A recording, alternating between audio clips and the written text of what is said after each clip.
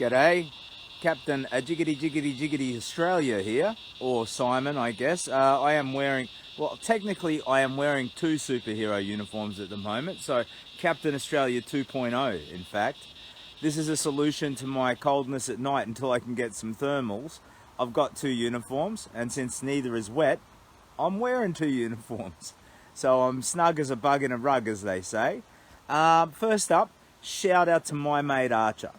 Buddy, I am going to, when I go through a town that has a little post office and has little postcards that I can pick up, I'm going to buy you a postcard. I'm going to write something cool on it or draw you a picture or something, buddy. Your mum gave me your address and I'm going to send you a postcard, mate, from the towns I go to along the way so you can get an idea of where the journey goes, my friend. So shout out to my mate Archer. Good on you, buddy. I'm going to well, I don't know if any of the little towns on the way to Newcastle have anything, but wherever I see one, I'm going to get you a postcard and send it to you, my friend. I also want to shout out to my mate Jack and Nick. I think of him as Keanu Reeves, because the other dude, he looks a lot like Keanu Reeves. So Jack and Keanu Nick, I think his name is. Shout out to you guys. And my new mate Darren, who, oh my God, I met Darren on the side of the road and he gave me a can of Jim Beam. So I'm going to have a little bit of booze before I fall asleep tonight. That'll probably help zonk me out a bit. I'll tell you what, let's be a bit depraved and, you know, morally bankrupt and booze in public. I have not had spirits in a long time. So yeah, I am right now camped not too far off the road in a little bit of bush. It's a pleasant night. I don't think it's going to rain overnight. I think my weather sense is coming back. So when I was a kid, for years following my big walk, I was able to tell if it was going to rain in the next 12 to 24 hours. And I know that probably sounds mental, but just sleeping rough and all the rest, you get kind of, I don't know, innately tuned into the barometric pressure or something. And I think I'm starting to get that now, so I'm confident there's going to be no rain tonight. And so I've got the tarp up, but not over me. And I'm all snug, so I'll have my little drink and have my little sleep. Michelle asks, how did your day go? Did you get any better? Yeah, look, I've just felt mentally flat today. So, and that then translated to physically flat as well. So everything for me today was an ordeal. My optimism hasn't changed. Like I felt good. I didn't feel, you know, sad or depressed or lonely or anything like that. I just had a flat day, you know what I mean? So everything was harder than it normally is. I've made about 33 kilometers, but it felt like 50 kilometers. I haven't done much resting today, and yeah, I can't really tell you why, but I feel a lot better now, and I think I'll sleep well tonight, and I'll probably be 100% tomorrow. Lynn says no rain. Sonia says it's true. With the MS, I've had trouble with my body reacting to weather changes. Yeah, I think, I mean, I can't even, it's like MS. I once knew a lady who was like a friend of the family who had MS, and, you know, they're like cancer. It's a gift that keeps giving, isn't it? How did your day go? Get any better? Cheers, Captain. Cheers, Darren, you champion. Cheers. So he said, I got a can of booze, and that's a champion, and I'm inclined to agree with you. Archer, yeah. Oh yeah, sorry, my shout out to Archer. So yeah, I'm gonna send little Archer postcards. I think he'll dig it. So he's been asking his mum, where's Captain Australia now, and stuff like that. And he's such an adorable little dude, you know. And he also, for me, he puts a concrete face on the charity. So the charity, you know, it's about research, which is very clinical. It's about, you know, turning money into science. And that's a very, very, you know, specific and clinical thing. But this dude, you know, he's an affected dude. So if the science improves treatments, he's a concrete face on what that looks like, you know. Better survival, softer treatment. Dana says, where are you, Captain? At Forster camping tomorrow. Love to give you a feed and a drink. Oh, that's nice of you. So I am well past Forster now. So well, I don't know, well past, like, if you're on foot, well past. If you're in a car, you could be here in 10 minutes probably. Um, yeah, so I am now, I've come through all these little lakeside places. The last one was Palm Springs, I think it was called. So I am about, I think, 18k out of Seal Rock or something like it.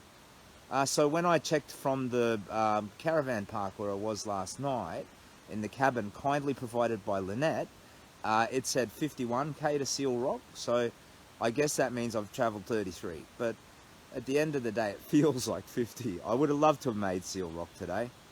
Anyway, oh, let's chug this, not chug, let's sip this drink. Somebody should give me a daily donor dare of doom to get drunk and sing sea shanties all night. That would be fun. Well, fun for me, not for you. Oh, it's starting to get dark, sorry. So, I'm here in my hammock. The place where we're set up, I'll see if you can see any of it. One sec. Oops. Oh, come on, what's going on? So that's the light distorting the netting. Let's see if we can turn that off. There we go. You can't really tell, but it's just, it's not really scrub, it's more medium-sized trees, and fairly comfortable, oh, but not very visible. I can hear the birds, that's nice. Yeah, I feel as though my earbuds are like breaking down or not performing in the way they're supposed to too. Because I listened to some of the videos and the sound seems pretty piss poor, so I did not mean to swear then, pretty weak. But yeah, I don't know, I'll keep playing with them and hope for the best. Can't really easily buy new ones. Yep, there's lovely birds. There were a bunch of those, the really big, yucky march flies. They were around, but they've sort of backed away. So I think I'm just going to have a really lovely early sleep. I'll call the family and the kids, tell them I love them very, very, very, very much, and then get up early tomorrow, first light, probably like 5 a.m. or something, and move on to Seal Rock. So it's probable that I'll meet this bloke who gave me the drink, Darren, and have lunch with him and his partner tomorrow at Seal Rock. That'll be nice. Might be able to introduce him to you. And Seal Rock down to, I think it's called Tea Tree or Tea Gardens or Tea something or other, where I can take a ferry over to a place called Nelson Bay, I think, from memory. From Seal Rock to that place, Tea Gardens or whatever it's called, there's a series of beaches with a few headlands poking out, cliffs that I'll have to figure my way around. Apparently there's an old fire trail, like a ranger trail through some national park there, that if I can find it, it may wind the whole way through. So tomorrow's just going to be one of these Huck Finn adventures, and I'll try and figure that stuff out. Hey, Cap, I'd like to say looking good, but yeah, you can just barely see some crazy eyes behind some glowing glasses. Sonia says, oh, those flies drive me crazy, and they'll love your call home. They're nasty, nasty things. They can give you a nasty bite. It's a really beautiful part of the world, but I think would be tricky to navigate on foot. Yeah, I think it's going to be tricky too, but Tea Garden, okay? And that's what I'm pressing for. That's my goal. I don't want to get stuck and have to backtrack, so I'm going to do my best to push through. I've come past Pacific Palms, and yeah, I'm now about 18k from Seal Rock. So I'll stop and I'll have lunch at Seal Rock tomorrow, and then press on from there. So I'm sorry it's dark and you can't see. I've got my big mag light torch, but it's underneath my bum at the moment. And at the end of the day, my face isn't that pretty. You don't need to be seeing me. All right, I'm seeing some new names on the stream. So let me just give you the quick rundown again. So my name is Simon. I'm a father of 3. My young sons are ages 9. Middle guy's just about to turn 11, and the older guy will turn 13 in April. I'm married to a fiery, fiery woman, and they're all the light of my life. I come from trauma. When I was younger, I grew up all around the place, lived hippie communes, all the different states of Australia, moving around and moving around. My mother had gotten caught into the trap of heroin addiction when she was very young. She had me when she got pregnant with me when she was 15, had me when she was 16. And when I was 15 years old, there were just some dark situations that I had to escape. And I just left home and I walked from Brisbane to Sydney, or most of the way. I got to a place called Gloucester. And that first big walk when I was a child was a time of hope, adventure, and healing. It was like leaving a hospital room where you thought you were going to die, but you come out of it alive and whole. And when I got cancer in my much older life, it was a stage 4 cancer. I wasn't expected to survive. 6 months to live. I had a 40 to 60% chance that chemo radiation could shrink the tumor or even get rid of it. Is Jenny a Leo? No, she's a Sagittarius actually. So she's I think an earth sign, isn't it, like me? And I'm sorry, Lynette, I don't mean to offend you. This is just my opinion, but I think all of that stuff is garbage. Sorry, no offense. Well, I'm sure I probably have offended you, but yeah, the idea that you can divide us all into 12 equal tribes with minor variations within those tribes is just a bit silly to me. But yeah, Jenny's full of fire, full of spirit, full of passion. And yeah, when I got cancer, I couldn't bounce back. The treatment allowed me to get rid of it, and I was able to overcome the cancer, but not bounce back. Oi, low power mode. No, no.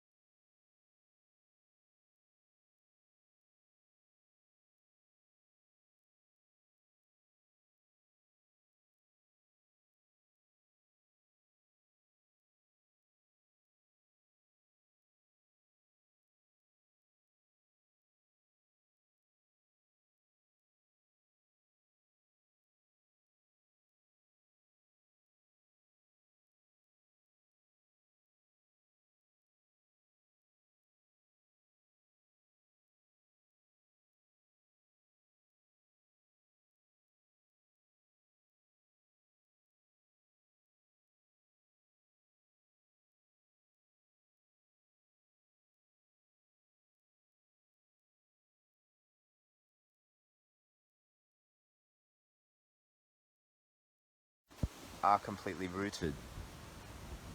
Give me a second. Audio has gone. Now at all? Can you hear me now at all? Clicky, clicky, click. These bloody earbuds. If I don't see anyone saying, oh, it's back on now. Okay. Oh, jeez. Bloody earbuds. I don't know. I think they're giving up. Sorry. Oh, so that would be a fun stream. Barely any vision and no audio. Sorry about that. So yeah, anyway, I couldn't bounce back from my stage 4 cancer, even though I beat it. I had total metabolic response to treatment. I couldn't bounce back. But then I remembered the walk I took as a child. I remembered that feeling of hope, and the muscle memory of hope allowed me to start rebuilding it. And I said, I'm going to walk now. And for me, that was the magic. The specific solution doesn't matter. It's about believing in magic. It's about hope. And yeah, I was able to start weaving that back into my life, walking every day. The radiation had wrecked my thyroid. I'd become morbidly clinically obese in the years following the cancer. And walking every day, just lost so much of that weight, like 50 kilos.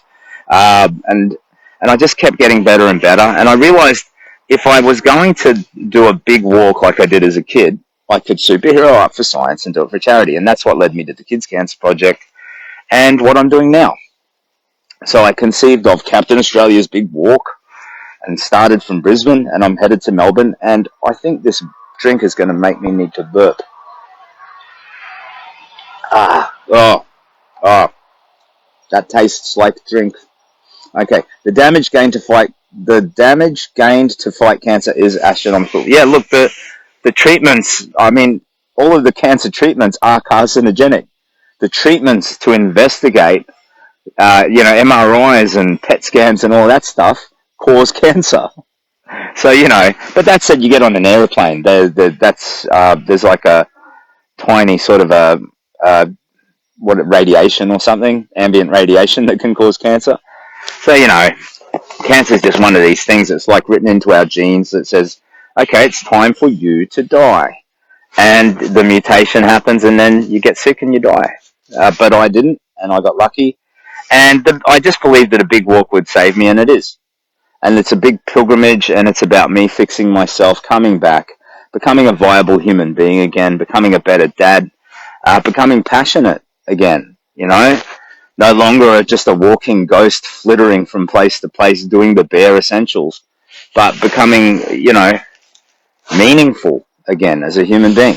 So that's what I'm trying to achieve in my own life. And while I do that, I dress up as a bullfed superhero and try and, you know, earn your regard in the hopes that it helps the charity.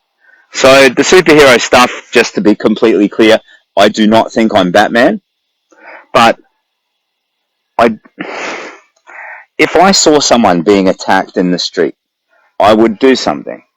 Doesn't matter the legalities of it, the consequences of it, it's wrong.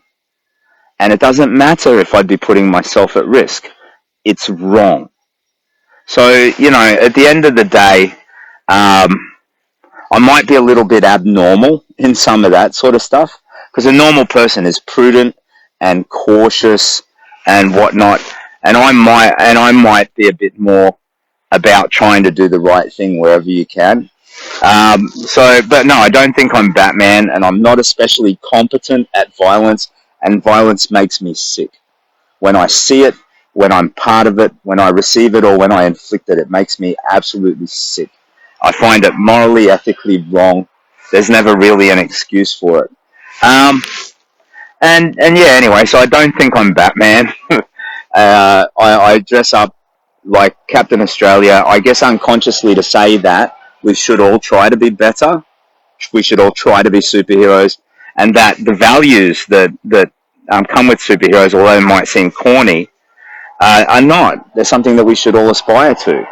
You know, because we've gone now the route of the anti-hero, you know? We're not about the Luke Skywalkers anymore. We're about the Han Solo, you know, the morally grey one, because it's more realistic and human. But I think honour and integrity and all of those things are great values to aspire to.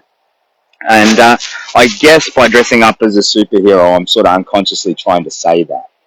And aside from that, I'm superheroed up for science. And you can super villain up for science. So when you make a donation, you can make a dare, like that do 10 squats dare today. I had my fly down when I did that this morning. I didn't know. I noticed after. I am so very, very glad my junk wasn't dangling out. Live streaming doing squats while my trembly bits are all flying left and right. That would have just been horrible. What a mess. What an absolute mess.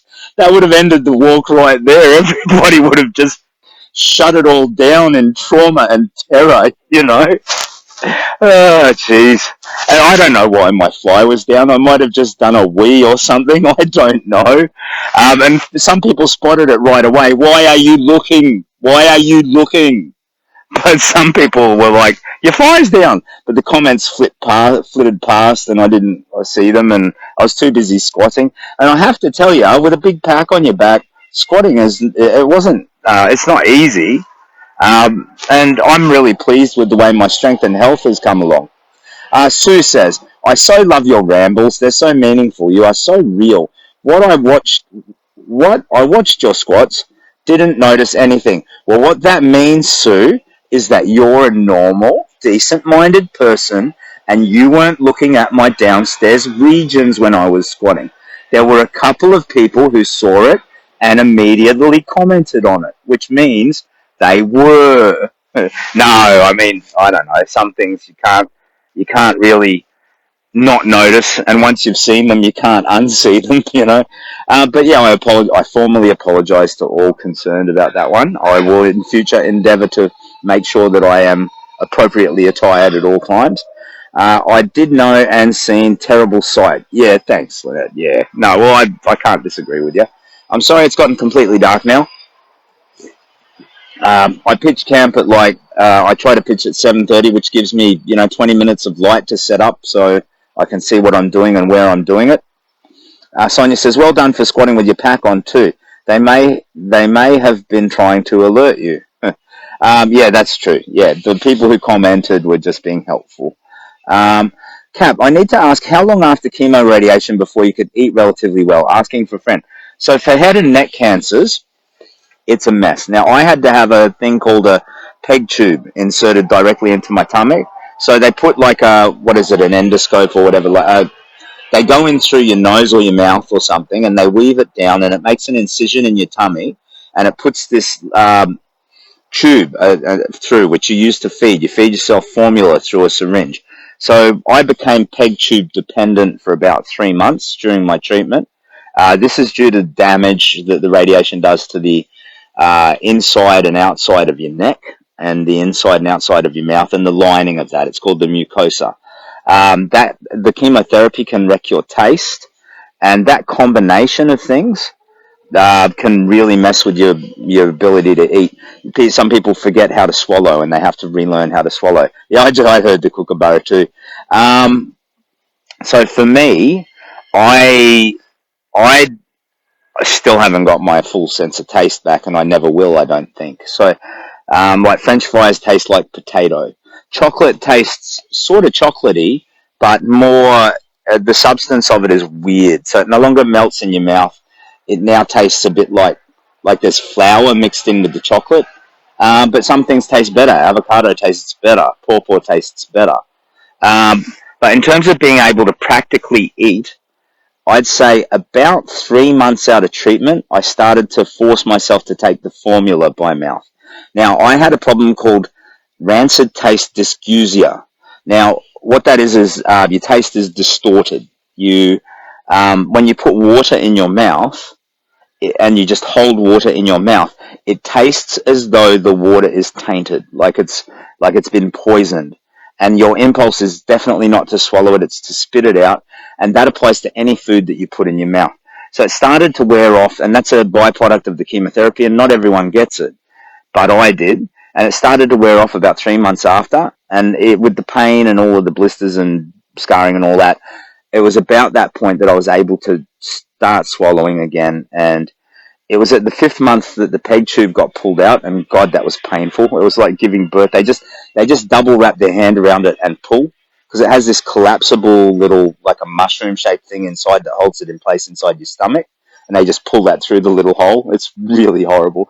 But yeah, 3 months I forced myself to drink formula. So the formula that I was pushing in through the tube, I was able to take into my mouth. And in the months that followed, I started with cuppa soup. So you just get that, cup of noodles in a cup, not the sui min type stuff, the stuff that it's just like broth. Ideally without the noodles, you drink that. And then you just push yourself every week a little bit further to eat something more substantial, mate. So by 6 month mark, I was probably able to eat almost anything, but a lot of things didn't taste good. But things like ice cream, soft foods, things like yogurt, custard, and all the rest, and soup. You start there and you work up from there. Sorry, that was a long answer for a very specific question. Let me see what other comments we have. A lot of COVID patients can relate to that as a fallout of having had the virus. Really? So it can mess up your taste and your ability to eat. I'm sorry, I didn't know that. You've lost taste on half of your mouth. Oh, yeah, geez, that's nasty. Yeah, for me, food, it's kind of good. Like the food that's lost its taste is actually, French fries and chocolate and stuff like that. But there's stuff like pawpaw and really hyper healthy stuff that's still good. Love the kookaburra. So just looking back at comments. Okay, and there's the radiation one, which I have answered. I can sort of relate. I had lung operations and had a drainage tube in my back area, says Kelso. I was freaking out when they were going to take it out. Yeah, well, getting the tube out from the tummy, it's like I can't explain it. Like it's only it's just mechanically held in place. So it's got this little bulb inside that holds the tube there, and to pull it out, the bulb is sort of collapsible, but you've got this tiny little incision that's completely healed. So they're pulling a bulb the size of like a 5-cent piece out through a hole about the size of like half a straw or something, you know what I mean?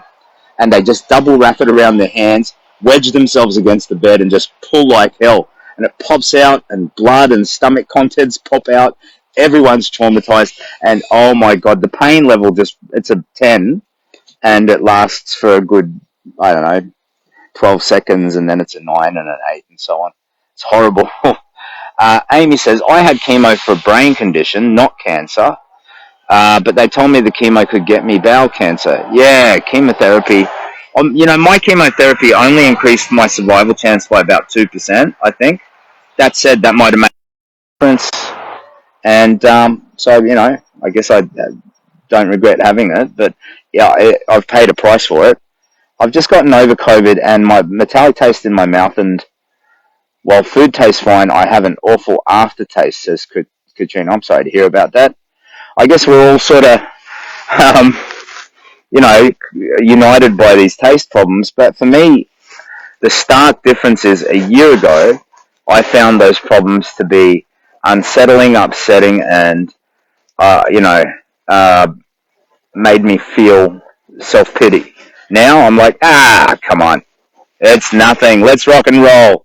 Enjoy the things you enjoy and move forward. You know what I mean? And the fundamental difference in my outlook is just hope and processing and releasing a lot of the grief and sadness, I think. Local anesthetic, did they use it? Oh, that's a conversation in between you guys. Metalhead Fitness. Hello, Metalhead Fitness. For the rest of your journey, I dare you to promote Australian band Torn from Thorns every live video and when you get on TV. Well, hold on. I don't just randomly do dares. They're daily donor dares of doom, buddy. So are you somehow involved in Torn from Thorns? Or, what is the purpose here? I'm sorry, I'm not the social media star that you might be thinking I am, buddy. I'll have to listen to some of the songs first because I can't ethically, say something is great if it's, not in my opinion, because it's all quite subjective. Torn from Thorns sounds like a heavy metal band. Wow, you have shared a lot that might support people and the food thing and how it works. Glad you shared that it's a 9 and then an 8 as they pulled up. Yeah, well, here's the thing. Here's the thing, Sue. All pain is temporary, okay? In extremis, it ends in death. And that's it, and it's gone. But pain is not eternal, and pain does not destroy us. And if we can find our strength and our dignity, we can be bigger and better than the pain. So, I think I'm getting much better and much more robust and resolute at dealing with pain, and you can too. So don't be afraid of pain. Lean into it. I think the more you Viking up when you have pain in your life, the less pain you suffer for less duration, because that simple act of leaning into the pain mitigates it. And it's also the act of analyzing your pain too. So when you shy away from your pain, you kind of go into a flight or fight mode. But if you're like mad scientist up and you look at your pain analytically, I think that reduces it as well. So I would have intense pain for a number of reasons throughout my treatment. And when I would stop and say, well, okay, so this is constipation, this relates to this, and analyze it and try and measure the degree of it, it's somehow, by using the clinical side of the brain instead of the emotional side, it mitigates the pain, I think. Sonia says, yes, absolute focus on what you can and have not what you can't and don't have. Okay. Metalhead Fitness says they're good. Okay. Torn from Thorns. Buddy, I'll get on YouTube and I'll listen to some. Okay. Torn from Thorns. Robbie Knight, COVID has its positives now. I can't smell the toilet after my wife's been in there. Okay, mate. Well, I guess every cloud has a silver lining, hey? Yeah.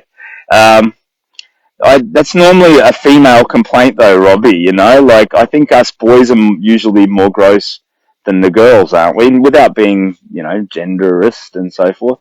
Good call, Simon. If you think they are good, then consider taking on the dare. Pain. Find the good that helps you move through the pain, and yes, learn to understand our bodies. Okie doke. Silver linings, yeah. Yeah, I don't know. Being able to smell bad things is a survival thing, though, you know? Like when I know when I'm walking down the road and I can smell, death, there's a bit of roadkill nearby, and that could mean that there's, other, like, there might be a reptile or something near it. I don't know. So it just means, oh, something bad happened here. Let's pay extra attention. Anyway, it's completely bloody black now, so I guess it's, what, this might be a podcast then, because there's no video, and here I am chugging Jim Beam and cola. Honestly, not my favourite drink, I'll tell you the truth.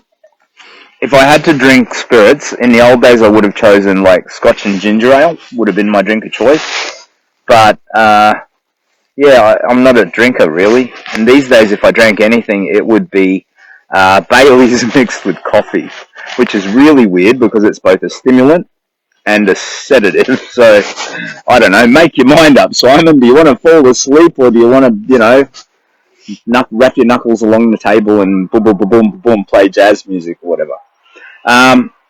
Beam and Coke is my drink of choice. Yeah, okay. Well, we're all allowed to love what we love, eh? But this, I don't hate it, but I certainly don't love it. Tracy Polsford says, just jumped on. I was a rum girl, but haven't drunk for 15 years.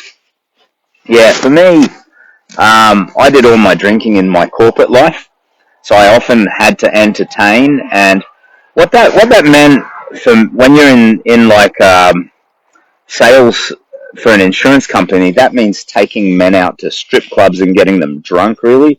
And it's quite appalling. I never enjoyed it, to be honest. I would prefer going to, I don't know, quirky places and doing quirky things. And I think when I would entertain a client, they came to appreciate that. But, yeah, there's this weird sort of I don't know if it's still the same, but at the time, it was just get drunk and go to strip clubs. And it's just not for me. I can't really tell you why. I always found it quite horrible, to be honest.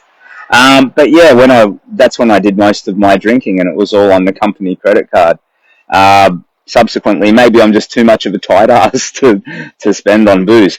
Brett says, sorry, you're in the dark and in your hammock. I'm happy to be in the dark and in my hammock, but I'm sorry for you that you cannot see my pretty face.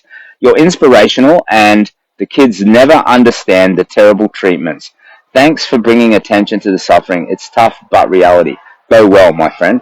Yeah, I think for pediatric cancer, it's more of a burden on the parents than the child.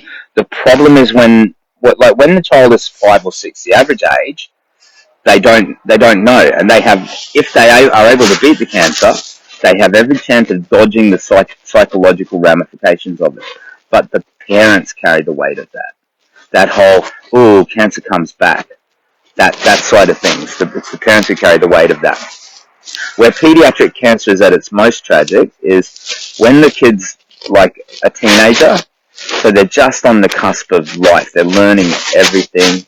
They're about to go into adulthood, and when they get a rare and not a great prognosis cancer, it's like being invited to a party, and just as you're all excited, and just as you're about to cross the road, you get hit by a car or something. Because they're old enough to understand, they have to absorb the full ramifications of it, and at the same time, what they're meant to be doing is, I don't know, experimenting with alcohol, or hanging out with their mates, or slagging off at their parents or whatever. So yeah, for me, there's a whole spectrum to pediatric cancer, but everybody involved suffers, and yeah, no child should have to endure the kind of stuff that, well, a lot of us have gone through. Kelso says, I haven't had a drink for about 20 years. Like, my cup of tea's these days getting old, lol. Oh, well, we're all getting older every day, aren't we? But I don't mind a Baileys in a coffee. I don't know why. That's, as I'm an old fellow, that's what I would choose to drink if I was sitting around listening to music. I would like to drink that. Tracy says, I've seen it firsthand and it's horrendous. Yeah. Yep, they're old enough to understand the finality of it truly and the loss they will have if they don't beat it. Yeah. So when you're 44, for me the biggest kick in the guts was the idea of inflicting grief on my young children. You know, the idea that the trajectory of their lives would change because of my failure to survive. Out of my hands doesn't matter. It's my job to teach them, love them, nourish them, and protect them.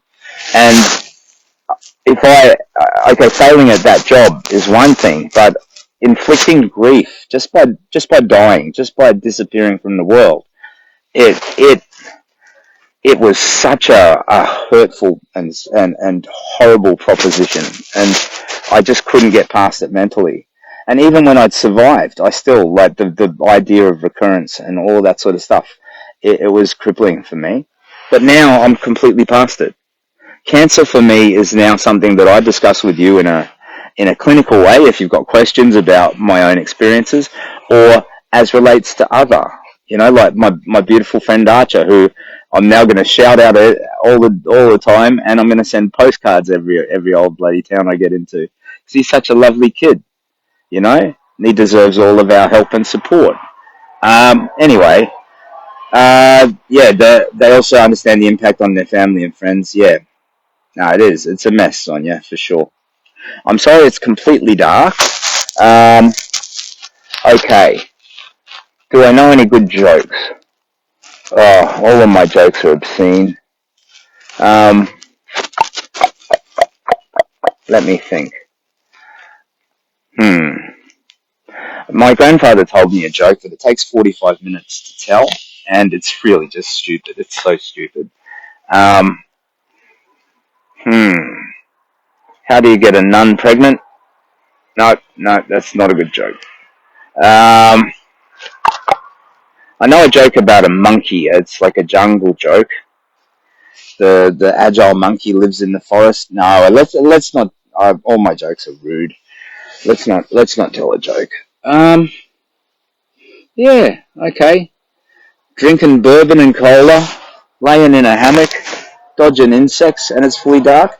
Renee says, my son said what you're doing is so cool and asked me to donate, which I already have.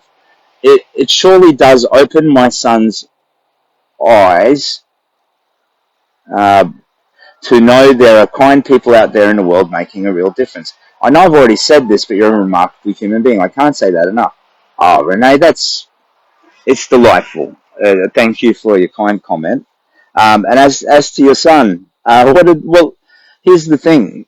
He's not got his head stuck in Minecraft or whatever. That he takes an interest in something that is, trying to be altruistic and decent and true, which then is a reflection on his character. Like, what a lovely young man. So good on him.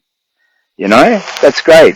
If you want me to do a shout out for your boy or anything, let me know. If he's been watching any of these streams, I have to constantly remind myself, don't say rude things. Don't swear, because there could be kids watching.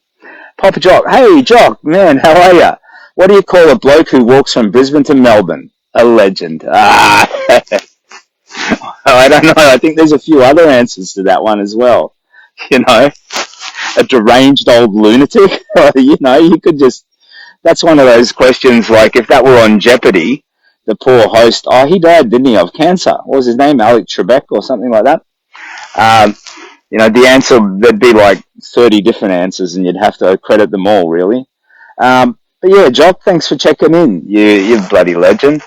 So Jock, for those who don't know, he's the guy who I met at Harrington and Manning Point, and he helped me get a room at the Flow Bar Boogie Boogie Beach House, and he's been doing those raffles. So he raffled off a bottle of Plonk for $600, I think it was, all for the big walk. So Jock, you're a bloody legend. Yeah, I think a lot of jokes don't age really well too. Like in the 80s and 90s, they had all these like misogynistic jokes, like blonde jokes, and there were a lot of racial jokes. That said, it's kind of a shame that we're so sensitive. I don't know. It's nice to be respectful to everybody. I'm rambling. and I've had half a can of rum and cola, so I'm only going to get worse. Make that 3/4 of a can of rum and cola. Catherine McDougall is watching. Hello, Catherine McDougall. So, talked all about Captain Australia's Big Walk. Talked about where we are. Talked about the goal tomorrow. Tomorrow is going to be a fun day, I think. So I'm going to get to Seal Rock. Probably going to have lunch with my mate Darren, who I met today, and his partner. And then I'm looking for this old fire trail used by rangers. It's gated and locked and probably not maintained, so it might be hard to spot, but apparently it runs all the way across from Seal Rock down to Tea Gardens. Lynette says, what's brown and sticky? A stick, Jake. It's a bloody stick. I do that one with my kids and they're like, Nutella! Poo! Is it poo, Dad? No, what's brown and sticky? A stick. Sorry, Sonia, I don't accept anything you're saying. Reality, death, finality is a negative outlook giving no one hope. No child is meant to understand any of that. No, but the reality of it is, though, that they do. When you're a teenager and you're diagnosed with a terminal cancer, you do understand your mortality, and you have to face it a lot earlier than you otherwise would. So, and here's the thing, all the optimism in the world doesn't cure cancer. The optimism allows us the hope allows us to unite to try and find better ways to overcome cancer as a species. But, at the individual level, if you're hit with the stick, it can be crippling. It really can. We should let you call your family. Yeah, I do. Alcohol free now for 23 days. Wait, what? You're alcohol free, or what are you saying, Papa Jock? Who's alcohol free? I didn't know you were a big drinker. What's going on? Amy Knight, I have a joke my daughter tells. Did you hear about the movie Constipation? Oh, did you hear about the movie Constipation? You probably haven't. It's not out yet. Okay, alright. That's not too bad. That's more of a dad joke, I reckon. Sonia says, I agree, no child should have to, but just like Captain said, that's the true horror of it. And yeah, I agree, it is. It's horrendous, it's horrifying, and it shouldn't be. So those 950 affected children every year in Australia shouldn't be. It's just it's a number that should be zero. And that's the goal. That's the goal of the charity, to render that number zero. And for my part, if the money that we raise with the Big Walk it just pulls it back by one, it's all worthwhile. Even getting my own cancer, fighting cancer, overcoming it, and doing this walk to try and improve my life, if it saves a child's life, bang, done. Great. I'll do it. I'll fucking walk back again. Sorry, I swore. I didn't mean to. I'll walk from Melbourne back to Brisbane if it'll save a child's life. So the Kids Cancer Project, it's a lovely charity. It really is. David Duff, anything arranged for crossing Port Stephens from Tea Gardens to Nelson, or do you want something chased up, mate? David, you are an absolute bloody legend. So this is the gentleman who wrote to the marine rescue people at Crowdy Harrington and hooked to that stuff. And that's gonna stay in my mind for the rest of my life as one of the surreal days of my lifetime. Yeah, walking down this gangplank, you got all these people in their blue uniforms standing around. None of them want to tell me what to do. They're clearly waiting for me to start walking down the gangplank. I almost expect them to salute. So I feel a bit like Darth Vader and they're stormtroopers, and I'm like walking out and getting on, and it was just so strange and wonderful.